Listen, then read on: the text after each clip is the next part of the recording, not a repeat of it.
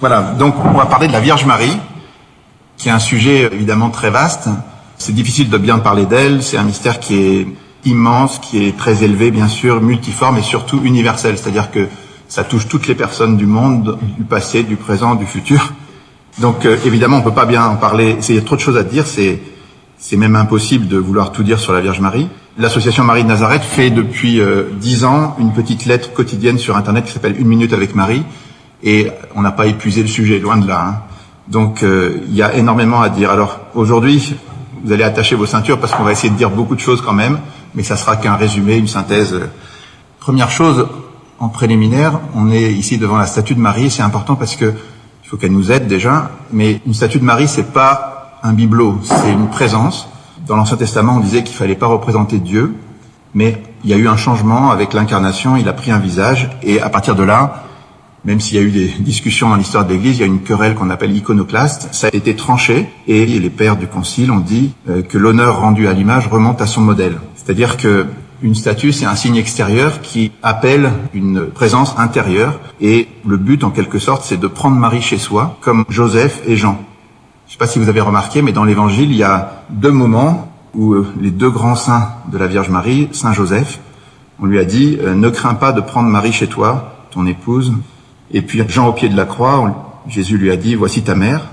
Et dès cette heure-là, il prit Marie chez lui, dans son intérieur, dit le texte. Et ce mouvement de prendre Marie chez soi, c'est le fondement de la consécration, et on va en parler beaucoup. Dans l'Ancien Testament, l'Arche de l'Alliance, on peut dire que c'était la figure la plus parlante de la Vierge Marie. Pourquoi ? En fait, si vous regardez ce que Dieu a fait avec le peuple d'Israël, il a choisi un peuple, il lui a donné une loi, il lui a donné ensuite une terre, puis une ville, et dans cette ville, il a fait construire un temple, et dans ce temple, il y avait le Saint et le Saint des Saints, où seul le grand prêtre pouvait aller, parce que c'était le lieu de la présence de Dieu, et dans ce Saint des Saints, il y avait l'Arche de l'Alliance, sur laquelle reposait la présence de Dieu. Donc, dans toute la structure de l'Ancien Testament, il y avait un centre qui était cette arche. Et en fait, cette arche, c'est la figure de la Vierge Marie, qui est l'arche de la Nouvelle Alliance, puisque la présence de Dieu est venue en elle. Et si vous remarquez, sur cette arche, il y avait 2 chérubins, c'est-à-dire 2 anges, qui sont l'image de Joseph et Jean, qui ont veillé sur la première partie et la dernière partie de la vie de Marie. Est-ce que vous savez ce que c'est qu'un chérubin ?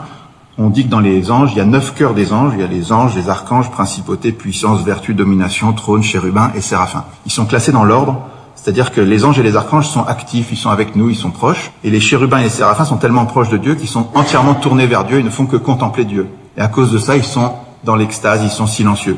Les anges et les archanges, par contre, sont dans l'action, un peu comme les apôtres ou les missionnaires. Mais ça nous dit quelque chose du primat de la contemplation, parce que des saints comme Joseph et Jean, qui sont restés avec Marie et Jésus dans le silence et la contemplation, sont au-dessus d'une certaine manière. Ils sont au sommet des hiérarchies célestes, ils sont entièrement contemplatifs, assez silencieux, et on peut dire que, comme Marie-Madeleine, ils ont reçu la meilleure part. Ils ont encore d'autres points communs. Jean et Joseph sont restés consacrés virginalement pour le royaume. Ils ont été emportés au ciel, vraisemblablement, puisqu'on a trouvé leur tombeau vide et il n'y avait aucune relique corporelle. Et donc on retient qu'ils ont été tous les 2 invités spécialement à prendre Marie chez eux, à s'occuper d'elle. On peut dire autre chose sur les chérubins. Si vous avez remarqué, quand l'homme est chassé du paradis, on dit que 2 chérubins sont chargés de garder le paradis. Or, dans toute la tradition de l'Église, le paradis de Dieu, où il a établi le jardin qui lui est réservé, c'est la Vierge Marie. Et donc Joseph et Jean, on peut leur demander leur aide pour nous ouvrir les portes et nous permettre de contempler la Vierge. Alors, cette phrase qu'on a mis en titre, « La victoire viendra par Marie », c'est une phrase de Jean-Paul II. Qu'est-ce qu'il veut dire exactement? De quelle victoire il parle? Avant le 3e millénaire, il a écrit un livre « Entrer dans l'espérance » pour nous inviter à nous préparer en disant « J'ai appris directement du cardinal Wyszynski que son prédécesseur, le cardinal Londe, avait prononcé avant de mourir ces paroles prophétiques « La victoire, si elle vient, viendra par Marie ». Jean-Paul II avait vécu depuis son enfance la consécration à Marie, il avait une expérience personnelle de la Vierge, mais il constate qu'au niveau de son ministère pastoral en Pologne, au niveau de la nation, il a vu la puissance de la Vierge, et puis, en tant que pape, ensuite, il a eu cette conviction que la victoire, si elle venait, serait remportée par Marie. Le Christ vaincra par Marie, il veut qu'elle soit associée aux victoires de l'Église dans le monde d'aujourd'hui et le monde de demain. Alors, on va donner 2 autres éléments en préambule. D'abord, Grignon de Montfort. Grignon de Montfort est un grand saint français, et cette phrase « Le Christ vaincra par Marie », elle vient de lui. C'est une intuition qu'il a développée longuement. Il est l'auteur d'un livre qui s'appelle « Le traité de la vraie dévotion à la Sainte Vierge », qui développe une grande vision prophétique. Alors pour l'anecdote, il a été écrit en 1712 et Grignon avait dit il restera peut-être dans le silence d'un coffre et puis il sera combattu. Et effectivement, c'est ce qui s'est passé. Il a été redécouvert un peu plus d'1 siècle après. Et ce livre a eu une portée fantastique pour faire comprendre la place de Marie dans l'Église. Marthe Robin, qui est une très grande sainte, disait que le père de Montfort, quand il a écrit, ne se doutait pas qu'il le faisait sous l'inspiration directe du Saint-Esprit. Et Jean-Paul II, quand il est devenu pape, il a pris comme devise le totus tuus, qui est un petit peu le résumé, le slogan qui est à la base de ce livre. Il en a fait toute sa devise et l'axe de son pontificat. Par exemple, quand il a fait une encyclique sur la Vierge Marie, le seul saint qu'il a cité, c'est Grignon de Montfort. Et il en dit beaucoup de bien en se réjouissant que sa dévotion et ce livre soient mieux connus à notre époque. Alors, il y a eu aussi beaucoup d'autres saints, par exemple Maximilien Kolb, qui a beaucoup aimé la Vierge Marie, qui a invité aussi à se consacrer à Marie. Et toutes les apparitions de Fatima, dont on fête le centenaire cette année, ont aussi parlé de cette consécration. Et Jean-Paul II a confié avec 1500 évêques le 3e millénaire à la Vierge Marie le 8 octobre 2000 à Rome, de manière assez solennelle. Donc tout ça, ça nous invite à nous demander qu'est-ce que c'est que cette consécration, qu'est-ce que ça signifie, et on va essayer d'en parler un petit peu. Deuxième élément, encore en préambule, on n'a pas encore commencé, c'est la date d'aujourd'hui. Aujourd'hui, on est le 27 novembre. Or, le 27 novembre 1830, il y a eu une très grande apparition à la rue du Bac, Notre-Dame de la Médaille Miraculeuse. C'était la première des grandes apparitions contemporaines. Il y a eu beaucoup d'apparitions aussi dans le passé, mais il y a eu tout un cycle d'apparitions qui a commencé à Paris, ici, et on fête l'anniversaire il y a 187 ans. La Vierge a commencé à apparaître le 18 juillet, et elle a dit « Les temps sont très mauvais, des malheurs vont fondre sur la France, le trône sera renversé ». Et 10 jours plus tard, c'était la révolution de 1830, elle a dit aussi à Catherine ce 18 juillet que dans 40 ans, il y aurait des épreuves. Et 40 ans, jour pour jour après cette apparition, il y a eu la guerre entre la France et la Prusse, avec beaucoup de problèmes derrière. Ce jour-là encore, la Vierge a conseillé de venir au pied de l'autel qui est à la rue du Bac. Je ne sais pas si vous êtes allés, mais ça vaudrait le coup. C'est un lieu extraordinaire. Et elle fait cette promesse incroyable. Venez au pied de cet autel, les grâces seront répandues sur toutes les personnes qui les demanderont avec confiance et ferveur. Donc, il y a un lieu tout près de chez nous où on peut aller demander plein de choses à la Vierge. Voilà. Ensuite, il y a eu une deuxième grande apparition, le 27 novembre donc. Il y a eu le don de la médaille miraculeuse. Cette médaille, la Vierge l'a donnée avec une phrase qui était « Ô Marie conçue sans péché, priez pour nous qui avons recours à vous ». 24 ans plus tard, l'Église a proclamé le dogme de l'Immaculée Conception par le pape Pie IX. 4 ans après, une sorte de confirmation à Lourdes où la Vierge a dit encore un peu plus « Je suis l'Immaculée Conception ». Maximilien Kolb disait « Elle n'a pas dit « Je suis blanche », elle a dit « Je suis la blancheur ». Avant, on allait un peu moins loin. Voilà, cette médaille a été montrée en vision à Catherine Labouré. Elle lui a dit « Faites frapper une médaille sur ce modèle ». Cette médaille a été effectivement dupliquée et il y en a eu des milliards qui ont été envoyés. Ça a été incroyable, on l'a appelée très vite la médaille miraculeuse parce qu'il y a eu un déluge de grâce derrière tout ça. Encore un petit mot sur ce 27 novembre. La Vierge est apparue sous cette forme-là, un peu comme une médiatrice, et elle a dit « Ces rayons sont le symbole des grâces que je répands sur les personnes qui me les demandent ». Mais le sommet de cette apparition, pour Catherine Labouré, le moment le plus impressionnant pour elle, ça a été un moment où elle a vu la Vierge prendre un globe. Elle a entendu ce globe représente le monde, la France particulièrement, et chaque personne en particulier. La Vierge a pris ce globe et elle l'a présenté devant Dieu. Catherine dit que c'était le moment le plus impressionnant. Elle dit ce que j'ai éprouvé alors, impossible de le rendre. Et elle dit qu'elle était absolument magnifique. Ça a ravi son âme et elle a senti que cette Vierge-là permettrait beaucoup de promesses. Voilà. Alors, qu'est-ce que ça veut dire? Ce globe représente le monde, tout particulièrement la France et chaque personne en particulier. Cette apparition, en quelque sorte, elle nous invite à regarder toujours les choses à 3 niveaux. Au niveau de l'Église universelle, du monde, au niveau des nations, et en particulier la France, et puis chaque personne en particulier. C'est ce qu'on va essayer de faire un petit peu. Voilà, on commence donc la première partie. À qui est-ce qu'on peut comparer la Vierge Marie? Quand Sainte Thérèse de l'Enfant Jésus est morte, ses sœurs se disaient « Mais qu'est-ce qu'on va bien pouvoir dire d'elle? Elle n'a pas fait grand-chose. » Elle se rendait pas compte de la vraie personnalité de Thérèse. Et après, il y a eu un rayonnement absolument extraordinaire. Quand Mère Teresa est devenue prix Nobel de la paix, ses sœurs se sont dit « Mais on comprend pas, elle a toujours cherché la dernière place, elle s'est faite le plus discrète possible, elle s'est occupée des plus pauvres des pauvres, et maintenant c'est une des personnes les plus connues au monde. » Eh ben, on peut dire un peu pareil de la Vierge Marie. Grignon de Montfort dit « Dans sa vie, elle a été très cachée. Elle n'a cherché elle-même qu'à se cacher à toute créature pour n'être connue que de Dieu seul. » Et il dit aussi que Dieu, pour l'exaucer dans ses demandes, a accepté tout ça. C'était son chef-d'œuvre. Il s'est réservé sa connaissance et sa possession pendant toute une partie de la vie du monde. Marie a toujours vécu dans l'ombre de l'Esprit Saint. Mais, Grignon de Montfort rajoute, maintenant ça a changé, tous les jours d'un bout à l'autre de la terre, du plus haut des cieux au plus profond des abîmes, tout parle de Marie. Que ce soit les anges, les hommes ou les diables, tout le monde est obligé de la reconnaître bienheureuse, bon gré, mal gré. Et effectivement, la Vierge l'avait prophétisé en quelque sorte quand elle a reçu l'annonce de l'ange. Elle a dit, mais les générations me diront bienheureuse, car Dieu a fait pour moi des merveilles. Donc le plan était évident, et on le constate aujourd'hui au niveau du monde d'abord. Si on fait un petit tour rapide, dans tous les temps, ça a commencé même à Nazareth. On a retrouvé une inscription très ancienne du 1er siècle où on voit un « Je vous salue Marie ». On a retrouvé dans les sables d'Égypte un parchemin où il y avait une prière très belle. À l'abri de ta miséricorde, nous nous réfugions, Sainte Mère de Dieu, écoute nos prières quand nous marchons vers toi. Ça date du IIIe siècle en Égypte. Depuis et toujours, sur tous les continents, dans tous les peuples, on a prié, célébré, chanté la Vierge Marie en Afrique, en Russie, partout. On lui a fait des cathédrales magnifiques. On a fait toute une série de sanctuaires, d'abbayes, d'églises, de chapelles, dans tous les coins du monde, dans le monde catholique, le monde orthodoxe. Et on peut dire que il n'y a pas aucune autre créature qui a été célébrée de cette manière-là sur toute la surface de la Terre. On lui a fait des icônes, des statues, des peintures de toutes sortes, magnifiques. Les arts ont célébré la Vierge aussi en musique, de toutes les manières. Et on lui a consacré des royaumes, des nations, des villes, des régions. Par exemple, la ville de Constantinople, quand elle a été fondée par Constantin, elle a été consacrée à la Vierge de manière très spéciale. Elle est restée pendant 1000 ans. Elle avait des reliques de la Vierge, la ceinture, le vêtement. Elle avait des fêtes très belles et une protection toute spéciale de Marie. Mais il y a d'autres pays dans le monde qui se sont consacrés, le Mexique, la Pologne, des dizaines de pays en fait, des dizaines de villes. Là, c'est Marseille, Lourdes. Il y a des sanctuaires, bien sûr. Bref, elle est reine comme personne d'autre sur la terre. Il y a aussi des congrégations, des mouvements, des fondateurs, Saint-Dominique, Thérèse d'Avila, des tas de congrégations qui se sont consacrées à elle. Et puis, bien sûr, les pères de l'Église, les docteurs, les saints, les papes, l'ont de mille manières louée. Dans toute l'Antiquité chrétienne, on a très vite parlé d'elle comme la nouvelle Ève. Il y avait Jésus qui était le nouvel Adam. C'est le grand enseignement rudimentaire de l'Antiquité chrétienne. C'est très important, on va y revenir. Les pères de l'Église se sont déchaînés dans l'exégèse typologique, c'est-à-dire qu'ils ont repéré dans tout l'Ancien Testament, à travers notamment l'hymne acatiste, toutes les figures qui parlaient déjà de la Vierge Marie.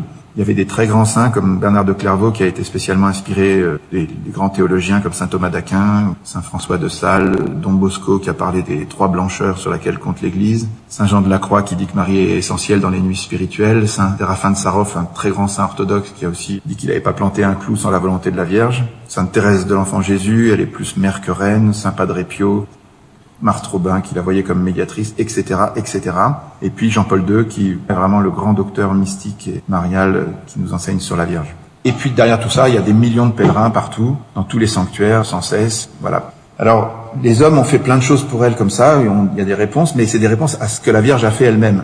Il y a un dictionnaire du père Laurentin et de Patrick Sbalquiero qui recense plus de 2000 cas d'apparition ou d'intervention de la Vierge au niveau mondial. Alors là aussi, rien ni personne peut être comparé à ça. La première intervention de la Vierge qu'on rapporte dans l'histoire, c'est Saint Jacques le Majeur qui était allé prêcher en Espagne jusqu'à Compostelle. Et à un moment, il se retrouve à Saragosse, il est pris par des païens qui veulent sa peau. Et la Vierge apparaît sur un pilier alors qu'elle est encore vivante sur la terre. Donc c'est une première grand miracle de la Vierge. Il y a une apparition ensuite, la première apparition, c'est avec, recensé en tout cas, c'est Marie et Jean qui apparaissent à Grégoire le Thaumaturge en 270 et puis plein d'autres. On va bien sûr pas toutes les lister, il y en aurait trop, mais on va en noter 2 ou 3.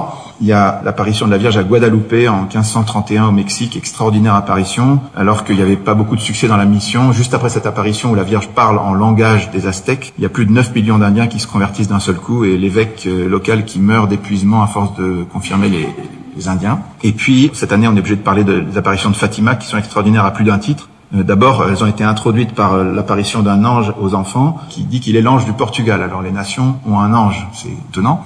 Et puis ensuite, la Vierge apparaît tous les 13 du mois et elle promet un grand miracle qui se passe devant 70 000 personnes, croyants et non croyants, et c'est le journal local le plus anticlérical qui dit oui, effectivement, ce miracle a eu lieu. Et puis cette apparition comporte des prophéties, en particulier que le Saint-Père aurait beaucoup à souffrir, et c'est ce qui est arrivé le 13 mai 81. Suite à ça, Jean-Paul II écoute davantage les messages de Fatima et il consacre la Russie au cœur immaculé de Marie comme la Vierge le demandait. Et juste après cette consécration qui se fait le 25 mars 84, tout d'un coup, dès 86, le bloc communiste fragilise et tout tombe en quelques années sans une goutte de sang, alors que dans ma génération, je peux vous dire qu'on s'attendait absolument pas à ça. La Russie avait fait un armement incroyable, on pensait jamais que ça tomberait comme ça. Voilà. Il y a d'autres apparitions assez extraordinaires. Par exemple, à Medjugorje en Bosnie, elle apparaît le 25 juin 81, elle dit qu'elle est la reine de la paix, elle demande de beaucoup prier pour la paix. Et 10 ans après, jour pour jour, c'est la terrible guerre de Bosnie.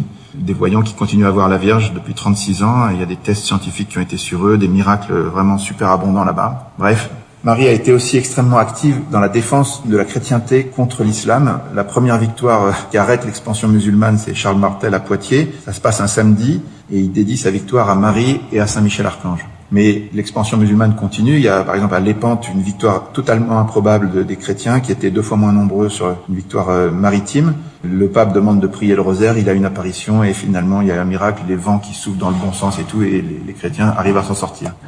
Pareil à Vienne, on était assez désespéré, on a invoqué le Saint-Nom de Marie et on a contenu pendant quelque temps l'expansion musulmane. Et puis, vous savez qu'il y a des Coptes en Égypte qui sont chrétiens depuis longtemps. Anwar el-Sadat, qui est devenu prix Nobel de la paix, au début c'était un frère musulman, il voulait instaurer la charia en Égypte. Le projet était dans les cartons et la Vierge est apparue en 1968 à Zeytoun, dans la banlieue du Caire. Et pendant plusieurs années, elle s'est fait voir à des centaines de milliers de personnes, dont la femme de Anwar el-Sadat, qui a convaincu son mari de renoncer à ce projet. Et après, il est devenu beaucoup plus pacifique, mais ses apparitions sont absolument étonnantes et personne n'en parle en Occident. Voilà. Donc tout ça, c'est au niveau du monde. Maintenant, je voudrais faire une bonne parenthèse sur la France, parce que si vous regardez l'histoire de France, c'est complètement incroyable. L'Association Marie de Nazareth a recensé un petit peu l'histoire chrétienne de la France dans une page qui s'appelle Notre histoire avec Marie, et ça vaut le coup d'aller voir un peu tout ça, mais je vais vous en faire un panorama rapide.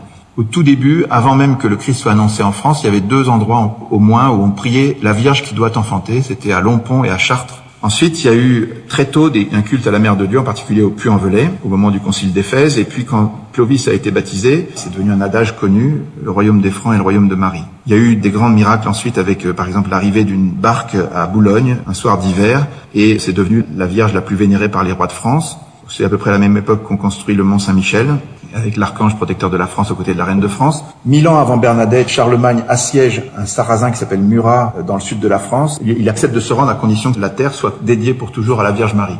Charlemagne accepte et le musulman propose que ça s'appelle l'Orda. Ça a donné l'autre, ça veut dire la rose en arabe, et ça a été consacré à Marie. Ensuite, il y a des tas de protections. Par exemple, à Valenciennes, il y avait la peste et la Vierge est apparue à quelqu'un. Elle a montré un cordon qui entourait la ville et l'épidémie a cessé. C'est le cas aussi à Lyon avec Notre-Dame de Fourvière et la fête des Lumières qui en fait mémoire. Et puis, des protections de ce type-là, il y en a énormément. Notre-Dame de Liesse, des Ardents, de Miance, de Pontoise, d'Orcival, voilà. Ensuite, vous avez le Moyen-Âge, un siècle magnifique de chrétienté où toutes les plus belles parties de nos villes aujourd'hui, c'est eux qui les ont construits. Ce siècle dont on dit que c'est obscur, en fait, c'était un siècle absolument lumineux. Il y avait un idéal extrêmement beau. Les chevaliers passaient une nuit de prière avant de se consacrer à la défense de la veuve et de l'orphelin. Ils se consacraient à la Vierge Marie. Et toutes les cathédrales et les églises, pratiquement, qui ont été construites, romanes et gothiques, sont dédiées à la Vierge sous le vocable de Notre-Dame. Ensuite, vous avez l'histoire de la France et de la Vierge qui continue avec Jeanne d'Arc, qui porte l'étendard de Jésus et Marie et qui intervient de manière absolument incroyable pour libérer la France. Et puis, il y a un cycle qui commence à Cotignac. La Vierge apparaît dans le sud,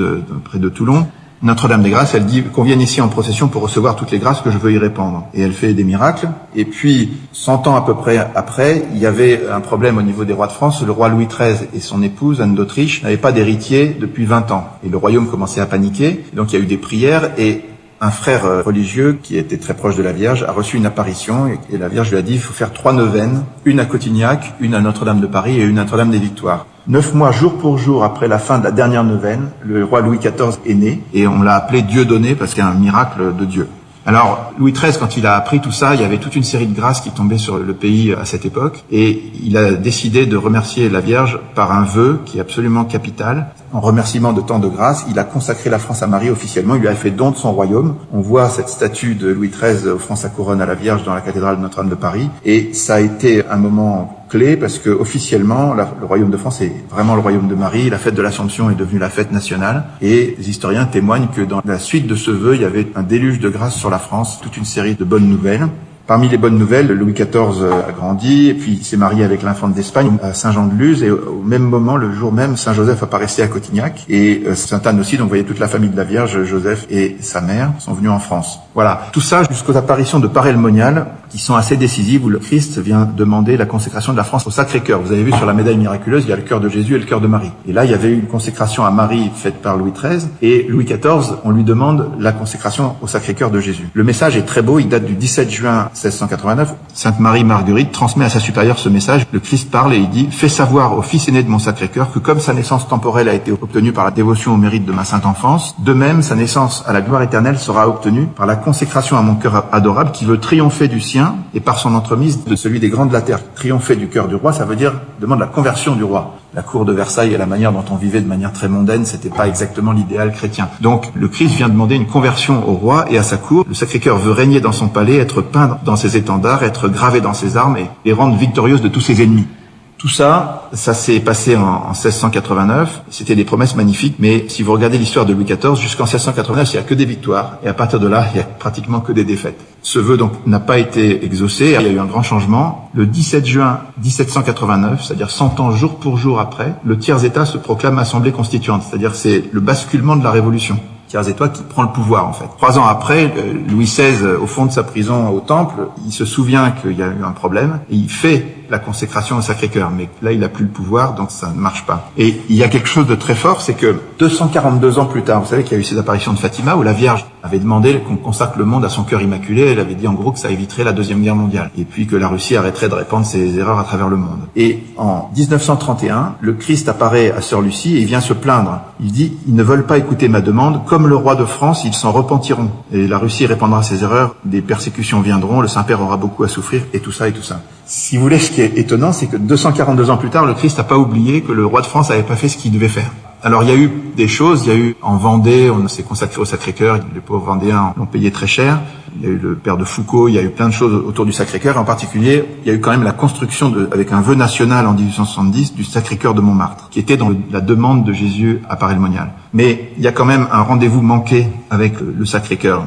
On peut se souvenir de ça, et il y a un psaume qui dit « Le plan du Seigneur demeure pour toujours, les projets de son cœur subsistent d'âge en âge ». C'est-à-dire que s'il l'a voulu à un moment, il le veut certainement encore. Voilà. Alors, le 14 novembre 1945, après la Seconde Guerre mondiale, donc le Sacré-Cœur apparaît à Marcel Van, au Vietnam, à l'autre bout du monde. Il lui donne une prière.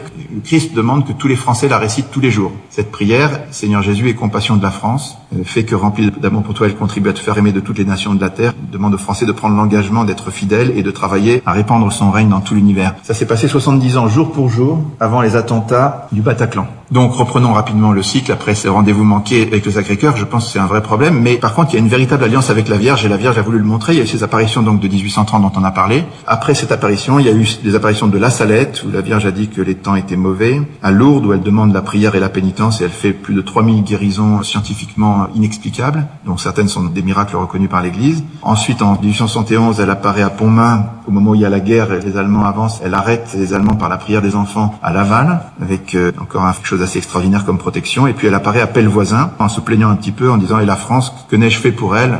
La réponse n'est pas très forte. Vous voyez, en 36 ans, la Vierge dessine un M sur notre pays, un peu comme celui de la médaille miraculeuse. D'une certaine manière, c'est pour montrer la protection qu'elle a décidé de donner à ce pays. Cette protection, on la constatera en permanence. En 1914, durant la bataille de la Marne, il y a une grande apparition de la Vierge qui arrête les armées allemandes le temps que les Français s'organisent. Et puis, en 1947, il y avait une menace de révolution communiste en France. La Vierge apparaît à l'île Bouchard et elle demande la prière des petits-enfants parce que la France est en grand danger. Des protections contre les guerres, il y en a eu partout, depuis Bouvines, Paris avec Sainte-Geneviève, mais Nantes, Orléans, Cambrai, Bar-le-Duc, Verdun, tout ça. Toutes ces grâces sont incroyables. Et en 1922, le pape Pie XI proclame Marie patronne principale de France avec un texte magnifique. Et il dit que Saint-Michel-Archange, Sainte-Jeanne d'Arc et Sainte-Thérèse de l'Enfant Jésus sont les patrons secondaires de la France. Donc c'est reconnu au niveau de l'Église maintenant, au niveau politique. La France est vraiment le royaume de Marie. On peut compter là-dessus et c'est très important pour nous. Mais après ce cycle donc d'apparition de la Vierge, il y a un autre cycle qui démarre avec la victoire de Sébastopol où Napoléon III prend les canons russes et il en fait une statue qui s'appelle Notre-Dame de France au Puy-en-Velay. Et puis quelques années plus tard, au début du XXe siècle, les assomptionnistes créent une image de Notre-Dame de France très spéciale avec l'enfant Jésus sur l'épaule. Et ils la placent au sommet de la vieille ville de Jérusalem dans un très gros bâtiment. Et cette appellation de Notre-Dame de France, elle est mentionnée aussi à Versailles en 1918. Il y a des apparitions et la Vierge demande qu'on l'invoque sous le vocable de Notre-Dame de France. Elle dit, si l'on répond à ce désir du cœur de Jésus, la France redeviendra mienne, je la prendrai sous ma protection et il y aura d'abondantes bénédictions. Ensuite, il y a eu cette image de Jérusalem, une statue de 7 mètres qui s'appelle Notre-Dame de France, qui a été copiée pour l'exposition universelle de 1937. Elle a été mise sur le pavillon pontifical. Et puis, le cardinal Verdier, elle a gardé un an de plus parce que c'était le 350e anniversaire du vœu de Louis XIII. Et quand le pavillon a été démoli, il a fait un vœu. Il voulait que Notre-Dame de France ne disparaisse pas et qu'elle soit érigée sur une colline proche de Paris pour faire pendant au Sacré-Cœur de Montmartre. Alors, c'était une phrase assez étonnante. Et le fil de l'histoire a continué par la conversion d'Edmond Fricoteau, qui est le grand-père de Violaine, voilà, qui s'est converti en 1984. Et Edmond a retrouvé cette statue qui était dans les sous-sols d'une mairie communiste à Amiens. Il l'a installée à Baillet en France, 50 ans presque jour pour jour après le vœu du cardinal Verdier. Ça a été une cérémonie magnifique avec 7 évêques, 50 000 personnes. Et de là est né le mouvement des Vierges pèlerines qui a démarré le 8 septembre 1995 au Puy-en-Velay. Ça s'est terminé en France par un pèlerinage vers Reims avec le 1500e anniversaire du baptême de Clovis que le pape nous avait invité à célébrer. Et puis ensuite, les Vierges pèlerines sont parties dans le monde, bénies par Jean-Paul II le 8 décembre 96 et par le patriarche de Constantinople une semaine après à Istanbul. Donc c'est parti pour 4 années de prières dans 120 pays du monde. Et au cours de ces prières, cette statue de Notre-Dame de France a été diffusée à 12 000 exemplaires. C'est-à-dire qu'il y en avait partout. Et c'était pas la seule, il y a eu des milliers d'autres qui ont été reproduites, mais cette statue a eu une très belle histoire. Voilà un peu tout ce qu'on peut dire sur le lien entre Marie et la France. Mais derrière tout ça, j'ai une grande question, moi, parce que finalement, c'est quand même très curieux. Qu'est-ce que ça représente, la France, pour le ciel? Pourquoi est-ce que la Vierge dit à Lise Bouchard, je viens parce que la France est en grand danger, il faut faire ça pour la France, il faut faire ci pour la... Qu'est-ce que ça veut dire? C'est une question qu'on doit se poser parce que Soloviev, qui est un grand penseur russe, dit une nation n'est pas ce qu'elle comprend d'elle-même dans le temps, mais le projet que Dieu a sur elle dans l'éternité. C'est assez beau comme phrase. Voilà. Qu'est-ce que la France et qu'est-ce qu'on peut faire? Alors les papes répondent un petit peu, il y a toutes sortes de prophéties sur la France, il y en a une très belle de Saint Pie X qui dit qu'il y aura un retour, que la France se redressera, elle reviendra à sa première vocation, comme Paul donc sur le chemin de Damas, elle rencontrera Dieu et elle se lèvera, elle redeviendra la fille aînée de l'Église, la nation prédestinée, elle repartira. Marthe Robin avait à peu près les mêmes intuitions, elle avait précisé tout ça, elle avait dit la France va tomber bas, très bas, plus bas que les autres nations, mais elle criera vers Dieu et la Sainte Vierge viendra la relever. Et elle retrouvera sa mission de fille aînée de l'Église. Et donc Marthe Robin a fait une prière, une très belle prière pour la France que je vous invite à lire. Voilà. Et puis au début des Vierges pèlerines, il y avait le père de Monténard qui avait dit la France est une idée de Dieu. Voilà, donc il faut réfléchir sur ce que c'est que la France. Donc on a parlé de Marie dans le monde, Marie au niveau de la France et des nations. Très rapidement, au niveau des prières de chacun, vous savez que à la fois les grands saints, les papes, tout le monde peut prier la Sainte Vierge. Et là on peut pas raconter les choses parce qu'il y aurait tellement de choses à dire. Vous avez des témoignages partout d'ex-voto, de récits de gens qui ont prié la Vierge et qui ont été exaucés. Si vous l'avez pas commencé, vous pouvez le faire. Vous verrez que ça marche très bien. Bref, conclusion de la première partie, Marie peut être comparée à personne. Alors la question c'est pourquoi? Pourquoi est-ce qu'elle a cette place? Quelle est la place de Marie dans le plan de Dieu? Alors l'Église enseigne des choses. Une première chose qu'on peut dire sur Marie, c'est que son titre le plus fondamental, c'est Mère de Dieu, Théotokos. Enfin, Théotokos, ça veut dire Dei Genitrix, c'est celle qui génère Dieu. Mère de Dieu, c'est Mater Theou. Mais en gros, on confond les deux notions. C'est le titre fondamental de la Vierge qui a été défini à Éphèse en 431 grâce à Cyril d'Alexandrie et les pères de l'Église. Au-delà de ce titre de Mère de Dieu, il y a 5 vérités dogmatiques sur la Vierge. La première, c'est qu'elle est immaculée, comblée de grâce, qu'elle est toujours vierge avant, pendant et après l'enfantement du Christ, qu'elle est co-rédemptrice, alors le terme n'est peut-être pas le meilleur, elle a une coopération privilégiée à la rédemption, et elle est médiatrice et avocate. Et puis, elle a été assumée corps et âme au ciel, donc l'Assomption et la Dormition de Marie sont un dogme de l'Église catholique. Voilà. Elle a d'autres titres, bien sûr, il y en a beaucoup. On retient en particulier celui de Pie XII, Marie Reine, comme le Christ est roi. Celui de Paul VI, Mère de l'Église, elle est mère de Jésus, mais elle est aussi mère de chacun des croyants, et étoile de l'évangélisation de Jean-Paul II. Et puis, l'Église parle aussi beaucoup de ses vertus, qui sont la foi. Toute l'encyclique de Jean-Paul II est sur Marie, heureuse celle qui a cru. Bien sûr, l'humilité de Marie qu'on doit imiter, sa pureté si on peut, l'obéissance qui a sauvé le monde, la prière et l'intériorité de Marie qui conservait et méditait dans son cœur, on doit s'en approcher aussi, sa compassion et sa mortification, et puis au-dessus de tout ça, bien sûr, elle est mère, donc elle est pleine d'amour, de bonté, de tendresse, de patience, de miséricorde, la douceur de Marie, voilà. Mais alors, comment est-ce qu'on va synthétiser tout ça? Qu'est-ce qu'on peut dire de fondamental sur elle? Je crois que la première chose qu'il faut dire sur la Vierge, c'est qu'elle est liée de manière absolument unique à Jésus. Vous savez que dans la foi, vous avez quelques grands mystères. Il y a le mystère de la création du monde, le mystère de l'élection d'Israël, mais vous avez 2 grands mystères fondamentaux qui sont le mystère de l'incarnation et le mystère de la rédemption. Sur le mystère de l'incarnation, elle est toute seule. C'est-à-dire que c'est elle qui, au nom de l'humanité, a dit oui au désir d'incarnation de Dieu. Au nom de toute l'humanité, Marie a dit oui et elle a permis le début de la nouvelle et éternelle alliance. Et le père de Mentière dit Dieu ne s'incarne pas en fraude, je trouve ça très beau. Ça veut dire que le oui de Marie était absolument conscient. Il fallait que le oui de Marie, qui était une femme qui avait une vie mystique incroyable depuis son enfance évidemment, pleine de grâce, immaculée, Marie, quand l'ange lui apparaît, elle comprend très bien qui lui parle. ce qui est en jeu, et même elle ressent intuitivement ce que ça va lui coûter. Pour que le oui soit un vrai oui, il faut que Marie soit consciente. Voilà. Alors, ce moment est évidemment un sommet de l'histoire de l'humanité qui divise le monde en deux. À partir de là, il y a ce qu'il y a avant Jésus-Christ et après Jésus-Christ. Et puis, le credo dit, il a pris chair de la Vierge Marie. C'est-à-dire, sa chair vient de la chair de Marie, matériellement. Les pères de l'Église disaient qu'aucun fils n'a autant ressemblé à sa mère, parce que l'Esprit Saint n'a pas d'atavisme. Alors, le deuxième mystère, c'est le mystère de la rédemption. Dès l'origine, on a prophétisé à Marie qu'un glaive lui transpercerait l'âme, qu'elle serait unie à la rédemption du Christ, et elle n'a jamais abandonné Jésus. Il y en a qui ont dormi pendant l'agonie, mais elle ne dormait pas, et les mystiques disent que l'ange de la consolation qui vient consoler le Christ à Gethsémani, c'est la prière de Marie qu'il a obtenue. À la passion du Christ correspond la compassion de Marie, de même que à Jésus, nouvel Adam, correspond Marie, nouvelle Ève. On peut dire qu'à la rédemption du Christ correspond une forme de co-rédemption de la Vierge. Il y a ce couple dans la passion. Alors, une femme très très sainte, la plus sainte que j'ai connue, s'appelait Rolande Lefebvre. Elle était un peu comme Marthe Robin. Pendant 27 ans, elle s'est nourrie que de l'Eucharistie et elle était extraordinaire. Elle a écrit un livre avec le cardinal Coffi et le père Laurentin dans lequel elle parle de ce qu'elle ressentait. Son intuition, c'était qu'au moment de la passion, Dieu le Père avait emprunté le cœur de Marie pour vivre la passion, pour ressentir ce que ressentait le Christ. Elle dit, dans la passion, le Père et Marie ne faisaient qu'un. Le Père éternel lui a emprunté, pour ainsi dire, son cœur pour souffrir en elle. C'est vrai que, en ce moment de la passion, l'amour de Marie s'étend à tous les hommes. Comme le Christ a voulu sauver tous les hommes, elle devient mère universelle. Le Christ dit aux disciples bien-aimés, dont si Saint Jean a pris ce nom, c'est parce qu'on peut tous se mettre à sa place. Femme, voici ton fils, voici ta mère. Donc là, Marie devient mère de tous. Elle est la seule créature qui a coopéré de manière personnelle, volontaire, active et universelle à l'ensemble des mystères de l'incarnation rédemptrice. Deuxième remarque, personne n'a été si proche de Jésus. Jésus a passé 9 mois dans son sein, 30 ans avec elle, il a passé 3 ans en vie publique où elle était très présente, et puis 3 jours de passion où elle était la plus présente, 3 heures au pied de la croix, ils n'étaient pas très nombreux. Et le samedi saint, les pères de l'Église disent que toute la foi du monde n'est plus que dans le cœur de Marie. Le cœur de Marie qui contient toute la foi du monde, parce que plus personne n'avait la foi à part elle. Elle est le premier témoin de la résurrection, selon une tradition, saint Ignace de Loyola l'a précisé, les papes l'ont repris après, et pendant 40 jours, elle était là jusqu'à l'ascension de Jésus. Donc vous voyez, pendant tout le temps de Jésus sur la terre, elle était celle qui a été le plus près de lui, de très loin. Et ce qui est très important de voir, c'est qu'elle n'est pas seulement au moment du Christ, elle est avant et après.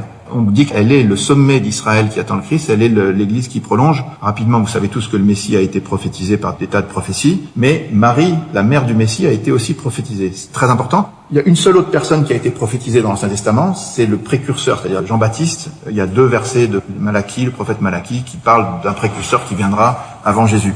Mais pour la Vierge Marie, c'est pas du tout 2 versets, c'est des énormes prophéties tout au long de la Bible. On va en citer 5 rapidement. La première, on en a déjà parlé, c'est Marie, arche d'alliance. La deuxième, très importante, c'est au tout début, après le péché de l'homme, Dieu parle d'une femme dont la descendance écrasera la tête du serpent, et toute la tradition a reconnu la Vierge Marie. C'est la première annonce de cette femme, en tout cas. Ensuite, il y a une grande prophétie d'Isaïe qui annonce une jeune fille qui est enceinte, qui enfantera un fils et qu'on appellera Emmanuel. Et 14 ans après, le prophète Michée parle de celle qui doit enfanter. Il dit qu'elle l'enfantera à Bethléem et que d'elle sortira le chef qui doit régner sur Israël.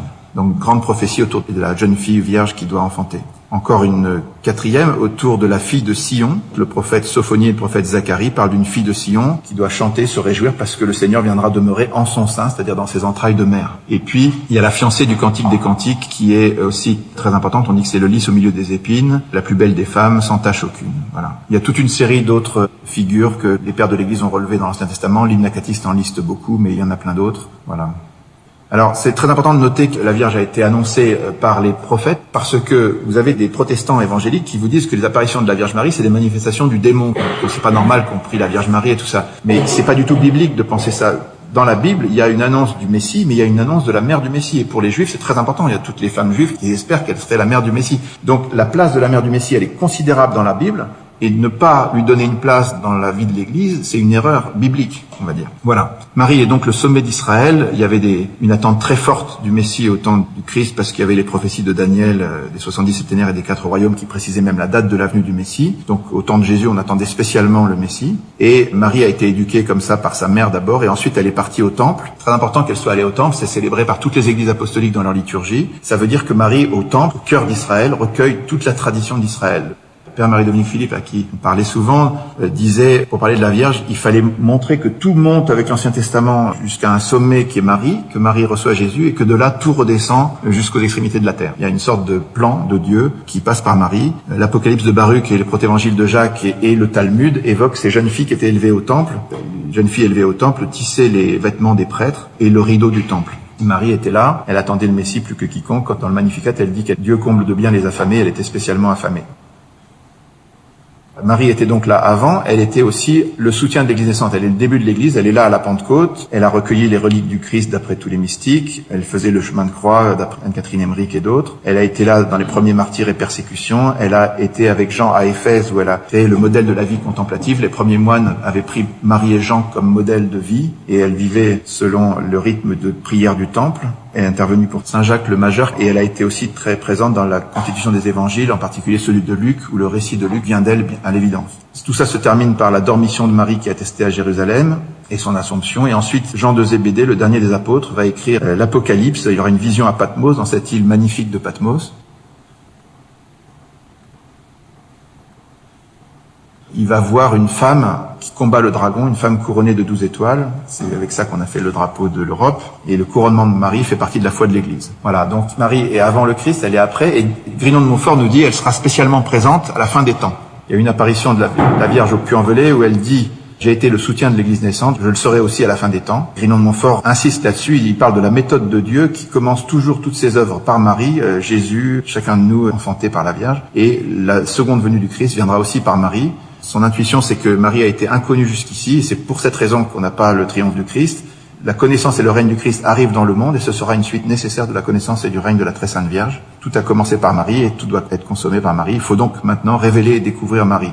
Pourquoi Marie a ce rôle? Pourquoi est-ce qu'elle est éducatrice? Pourquoi est-ce qu'elle est si importante pour nous? Eh bien, parce qu'elle connaît Dieu mieux que personne. Si vous regardez la Bible, qui est-ce qui a la connaissance de Dieu dans la Bible? C'est ceux qui ont les cœurs purs, et Marie l'avait plus que quiconque. C'est ceux qui sont humbles et pas les orgueilleux, et elle l'était. Ceux qui prient, ceux qui écoutent la parole de Dieu, ceux qui la méditent dans leur cœur, ceux qui ont la science, et ceux qui sont tout petits. Elle est évidemment tout ça à un degré supérieur. Et donc, Marie et Joseph, qui ont éduqué Jésus, connaissaient Dieu mieux que quiconque. Grignon de Montfort dit qu'elle est le moule de Dieu, c'est-à-dire avec l'Esprit Saint, elle a enfanté le Christ et elle enfante chacun de nous. Donc en se remettant à elle, on imite le Christ. En résumé, on va faire des résumés tout le temps. En résumé, quand Jean-Paul II arrive, il fait sa première encyclique, la première phrase de sa première encyclique, c'est « Jésus-Christ, le Rédempteur du monde, est le centre du cosmos et de l'histoire ». Donc si vous voulez vous représenter l'histoire à la manière de Jean-Paul II, c'est comme ça. Donc il y a Israël d'abord et il y a l'Église après. Et Marie, elle est celle qui entoure le Christ. Il y a une prophétie de Jérémie qui dit il y a une femme qui entourera l'homme. Et Marie entoure le Christ avant, après, avant avec Joseph, après avec Saint Jean, et donc les 35 ans de la vie du Christ entourés par les 70 ans de la vie de Marie, un septénaire. Voilà, si vous regardez le mystère de Dieu, vous avez l'Esprit Saint qui va du Père au Fils et du Fils au Père, filioque, et Marie, elle a une place tout à fait particulière parce qu'elle est fille du Père, épouse de l'Esprit Saint et mère du Fils, alors que nous, on n'est pas au même endroit. En fait, si vous regardez les trois amours les plus forts sur la terre, vous avez l'amour des parents pour leurs enfants, l'amour des enfants pour leurs parents et l'amour des époux l'un pour l'autre. Eh bien, de quel amour on aime Dieu d'habitude? D'habitude, on peut dire qu'on aime Dieu comme son père, qu'on est enfant de Dieu. Les consacrés peuvent l'aimer comme l'époux, les religieux, les religieuses, mais Marie est la seule qui peut l'aimer comme son fils. Voilà, c'est pour ça qu'elle a une place tout à fait particulière au cœur de la Trinité. Le Concile Vatican II s'était demandé s'il fallait faire un décret sur la Vierge Marie ou l'intégrer dans un décret sur l'Église Lumen Gentium. Et il y avait 50-50 parmi les pères, parce qu'il y avait en fait de bonnes raisons. Elle est effectivement l'une de nous, mais elle est aussi unique par certains côtés. Donc les deux avaient raison, et le Concile a choisi de la mettre dans Lumen Gentium, et le pape Paul VI l'a proclamée mère de l'Église pour montrer qu'elle a une place particulière. Voilà, conclusion de la partie 2, mais la partie 3 sera plus rapide, je te rassure. Marie est au cœur du plan de Dieu, avec une place absolument unique. Alors la question, c'est que faire aujourd'hui? Pour nous-mêmes, pour notre pays, pour le monde. La première chose, c'est de lire le traité de la vraie dévotion de Grignon de Montfort. Il dit que la vraie dévotion à la Vierge est nécessaire. Il argumente là-dessus. Et en fait, je pense que c'est vrai au niveau du monde, au niveau des nations, au niveau des personnes. C'est une préparation au règne du Christ. C'est-à-dire que si on veut que le Christ règne un jour sur la terre, il faut se tourner vers Marie et Dieu recherche les apôtres des derniers temps. Donc, la question qu'on peut se poser, c'est qu'est-ce que c'est que cette vraie dévotion qu'il nous propose? Ça passe par un acte de consécration. Alors, la consécration, en fait, ça revient avant tout à imiter Jésus. Qu'est-ce qu'il a fait Jésus? Il s'est remis petit enfant entièrement dans les mains de Marie. Il a tout remis à la Vierge, il dépendait entièrement d'elle. C'est un peu ça l'acte de consécration de Grignon de Montfort, c'est de se remettre comme un enfant à la Vierge, en lui disant qu'on l'a choisie, qu'elle devient notre mère, notre reine, qu'on le fait en qualité d'esclave et non pas seulement de serviteur, c'est-à-dire pour toujours, en remettant tout, qu'il s'agit de donner ses biens intérieurs et extérieurs pour le temps et pour l'éternité, c'est-à-dire c'est une remise complète. Alors ça peut effrayer quand on le comprend pas bien, mais quand on lit le traité de la vraie dévotion, on comprend très bien ce que ça veut dire. Et tous les grands saints de notre époque sont rentrés là-dedans. Grignon de Montfort dit qu'il faut prendre le temps de choisir Marie pour mère et pour reine, il faut prendre 30 jours pour s'y préparer sérieusement. Il faut fixer une date à laquelle on fera ça. Et chaque année, le reprendre parce que c'est un acte solennel qui doit nous marquer. Comme l'acte a marqué notre pays ou le monde, il faut que chacun en ait un jour cette décision qu'on prend de prendre Marie pour mère. Donc ça se prépare et ça va se terminer dans une petite chapelle solitaire où on doit se remettre à la Vierge Marie. Alors, Grignon, il dit attention aux fausses dévotions, parce que c'est pas seulement des mots. Il y a les faux dévots critiques déjà. Si on critique, c'est pas bien. Si on est trop pinailleur, ça va pas. Si on est scrupuleux, ça va pas non plus. Si on est extérieur, ça va pas. Si on est présomptueux, les dévots présomptueux, c'est ceux qui pensent qu'ils peuvent être dévots à la Sainte Vierge et que ça suffit, ils peuvent continuer à pécher à côté. Non, ça marche pas. Les inconstants, c'est ceux qui sont de temps en temps, mais pas toujours. Et les hypocrites, c'est ceux qui font ça pour paraître à l'extérieur. Enfin, tout ça, ça va pas. Et ni les dévots intéressés, ceux qui aiment la Sainte Vierge pour en récupérer des grâces seulement. Non. Tout ça, ça va pas. La vraie dévotion, elle est d'abord intérieure. Ça, c'est très important. C'est vrai, ce que Dieu veut d'abord, c'est notre relation personnelle. Il faut qu'elle soit sincère, forte et vraie. Et elle doit être intérieure, mais aussi tendre, sainte, constante et désintéressée. Voilà. Cette dévotion, elle ne peut se vivre que si donc l'intérieur, on le privilégie. Mais pour que l'intérieur fonctionne, il faut prendre des engagements extérieurs. Ça, c'est important de voir comment ça fonctionne. Qu'est-ce qu'on peut faire concrètement pour aider la mise en place de notre consécration intérieure? Moi, je propose 5 actions. Vous savez que les protestants, en tout cas, regardent si les paroisses fonctionnent bien en se demandant si elles sont dans la prière, si elles ont des cycles de formation, si elles font le service des pauvres, si elles sont missionnaires et si elles vivent en fraternité. C'est un peu les 5 tests. Moi, je vous propose 5 choses aussi pour la Vierge. La première, c'est de prendre Marie chez soi. Je propose cette statue, bien sûr, mais on peut la prendre sous une autre forme. Il y en a une très belle au fond, là. Prendre Marie chez soi ou la mettre dans nos paroisses. Quand vous prenez la décision de faire venir une statue, vous la saluez comme faisait Saint Bernard, et chaque fois qu'il passait, il faisait Ave Maria, et puis un jour Marie lui a dit Ave Bernard. En tout cas, quand vous la saluez, quand vous rentrez, vous en faites la reine de votre foyer, c'est extrêmement important. Moi, j'ai vu des tas de choses magnifiques quand les gens font ça. Donc, je vous le conseille. Choisissez une image de Marie. Deuxième chose, se former. Donc, le traité de la vraie dévotion, ça me paraît très important. Je vous recommande de vous abonner aussi à 1 minute avec Marie. Comme ça, tous les jours, vous avez une petite pilule. Vous pouvez vous nourrir et vous rendre compte au fil du temps de la grandeur extraordinaire du mystère de Marie. Et puis, il y a d'autres méthodes, bien sûr. Troisième chose, il faut prier le chapelet. La Sainte Vierge, dans toutes ses apparitions, elle recommande qu'on prie le chapelet. Et on est en train de lancer en ce moment un chapelet perpétuel. C'est une idée qui était dans Notre-Dame de France, que Marie de Nazareth reprend, et qui va se développer, j'espère, beaucoup. Donc vous pouvez vous engager sur ça aussi. Vous pouvez devenir actif pour faire connaître et aimer Marie. Vous savez, Jean-Paul II disait, la foi grandit quand on la donne. C'est extrêmement important de parler aux autres. Vous verrez que c'est tout simple. Et puis, il faut aussi entrer dans des confréries, dans des associations au service de la Vierge Marie. Il y a beaucoup de mouvements qui accueillent, qui ont besoin de bras, d'aide, de bonne volonté. Voilà. En conclusion, vous savez que Grignon de Montfort dit que la Vierge et le Christ recherchent les apôtres des derniers temps. Il y a les chapitres 46 à 48, 55 à 59 et 113 à 114 qu'il faut lire et vous aurez des frissons. Bien. Donc c'est fini. Vous avez compris dans quel sens on peut dire que la victoire viendra par Marie. Voilà.